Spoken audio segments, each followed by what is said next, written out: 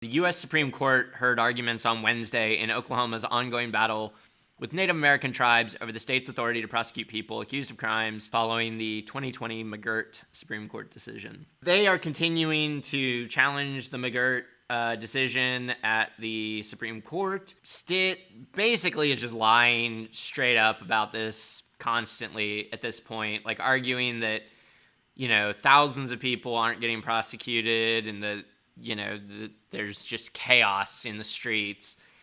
And independent reporting by, I think, The Atlantic and some others basically calls to question what the state is even saying. Like, basically saying their numbers are just potentially made up, wildly exaggerated. And, of course, the tribes who have police forces and courts and work directly with the federal government have had to shift. I mean, it's not like an overnight thing. But, they're trying to address the issue, and instead of the state partnering with them or trying to work with them, it's just been this like constant battle. And so it's continuing at the Supreme Court. Stitt keeps highlighting it and has made it a re-election issue. We will see. I mean, the implication is that McGirt could continue to expand, and obviously that seems to be what Stitt is the most worried about, is losing control of corporate interests, or not even losing control. I mean, corporations for the foreseeable future are going to be incredibly powerful, but like the tribes might actually be able to like stand up to them and regulate them in ways that are more meaningful than the state of Oklahoma currently does. And but he's using the criminal side to like foment that fear. And anyway, this is just another step in that process. Let me just say this.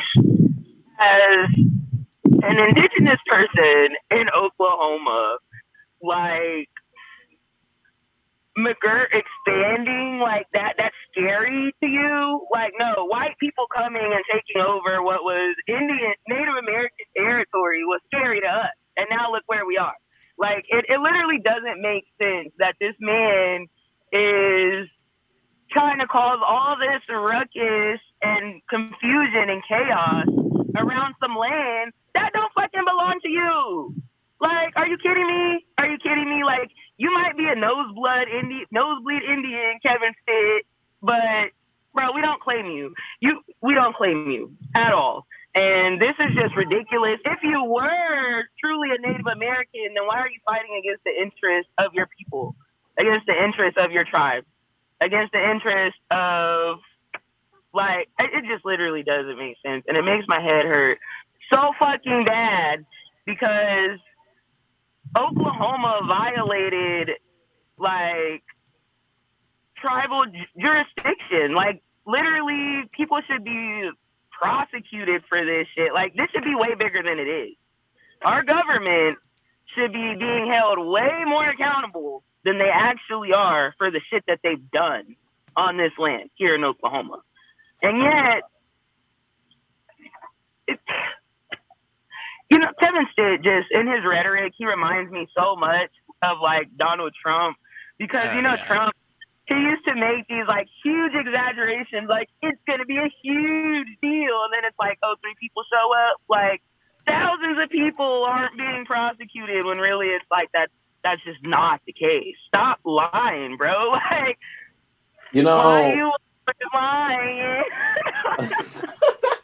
I mean, I'm gonna say this, like, whenever it comes to like shitstorm Kevin, I mean, actually, you know what? Let me amend that.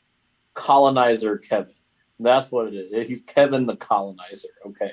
Because all the things that he has done in his administration, not even when it comes to McGirt, right? When we're talking about the gaming compact, we're talking about trading compact, we're talking about hunting and fishing licenses, we're talking about tribal autonomy.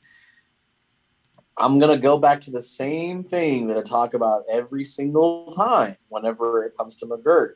In his discussion with Secretary of the Interior, Deb Haaland, he asked the question, if it starts here, where does it end? How far does this go?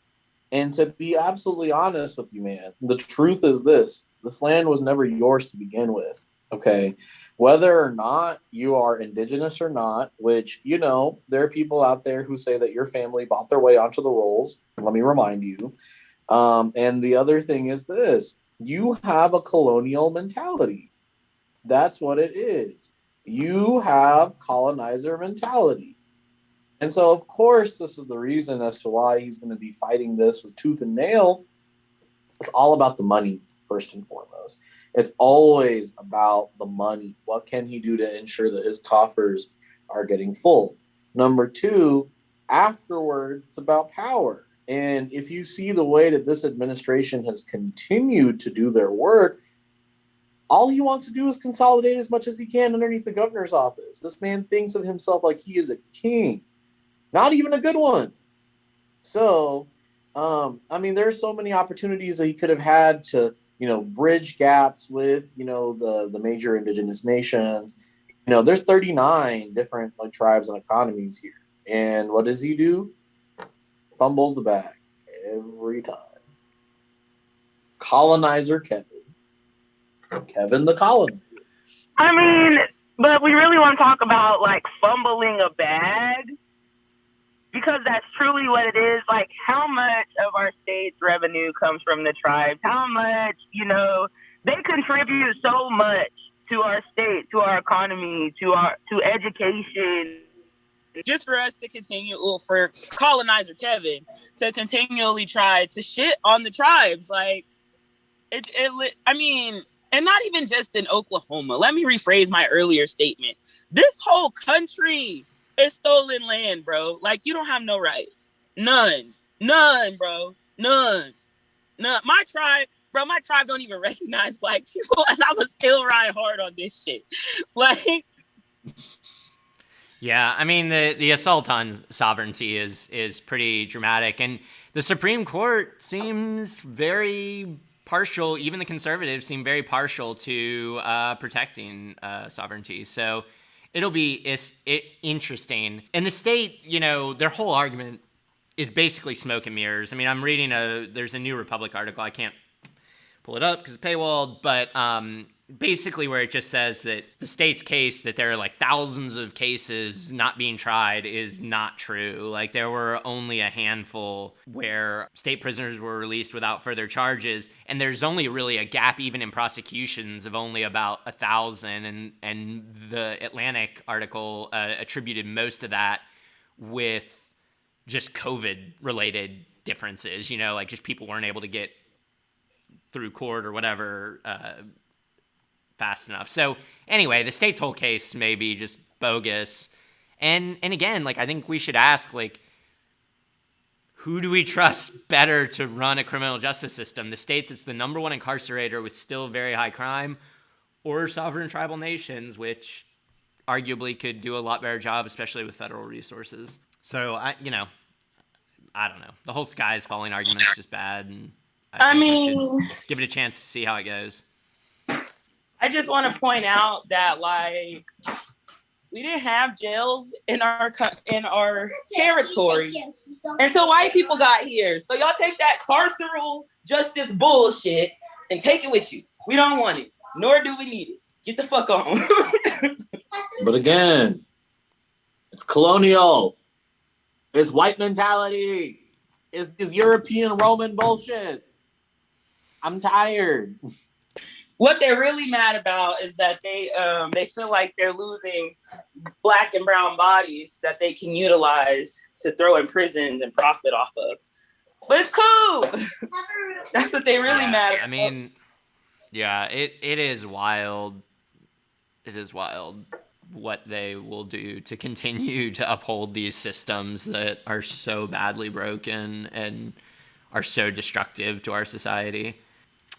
So anyway, go check out the New Republic article. It's actually really good, much deeper dive. I'm glad the AP is covering it, but man, they write 500 words on it, and it doesn't give you any of the details. So basically the case that went to the Supreme Court is one of the defendant in this case is non-native, and so or non-Indian, so they are. It just could expand McGirt further. So anyway, we still. we still need to get an expert on that in here because there's so many cool things that we should know about from this. But I'm down with doing a McGirt episode if we want I to. know. We really I was need to. about to say, I'm sure I can get somebody. Thanks for watching our video. Please give it a like and hit that subscribe button for more content. If you want to engage with us, follow us on Facebook, Twitter, Twitch, and Instagram.